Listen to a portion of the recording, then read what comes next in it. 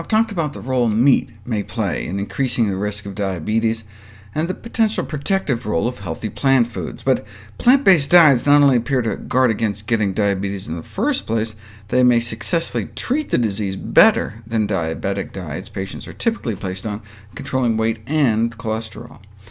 Diets based on whole plant foods can result in significant weight loss without any limits on portion size or calorie counting, because plant foods tend to be so calorically dilute.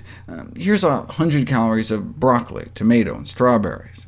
Compare that to 100 calories of chicken, cheese, or fish. People just can't seem to eat enough to compensate for the calorie deficit, so lose weight eating whole plant foods. And most importantly, it works.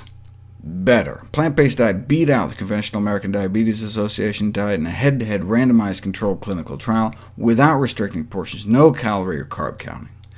A review of all such studies found that individuals following plant-based diets experience improved reductions in blood sugars, body weight, and cardiovascular risk compared with those following diets that included animal products. And cardiovascular risk is what kills diabetics the most. I'm more likely to get strokes, more likely heart failure. In fact, diabetes has been proposed as a coronary heart disease risk equivalent, meaning diabetic patients without a history of coronary disease have an equivalent risk to those non-diabetic individuals with confirmed heart disease.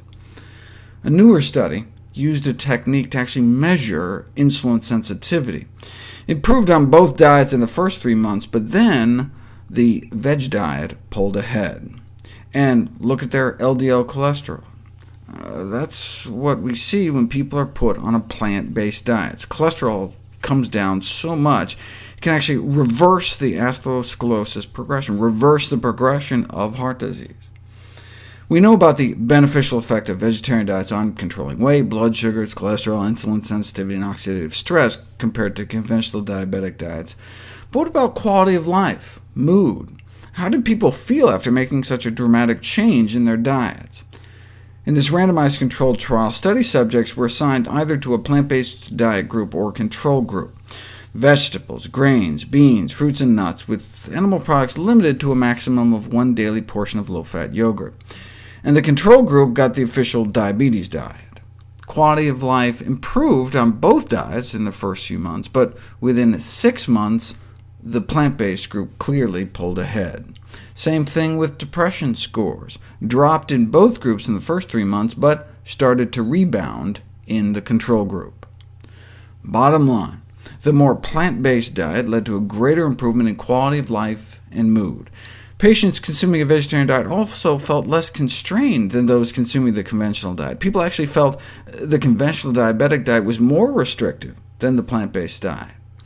Disinhibition decreased with the vegetarian diet, meaning those eating vegetarian were less likely to binge, and the veg group folks tended to feel less hungry, all of which helps with sustainability in the long term, which is, of course, critical for changing diet. So not only do plant-based diets appear to work better, but they may be easier to stick to. And with the improvement in mood, patients may exhibit desired improvements not only in physical, but also in mental health.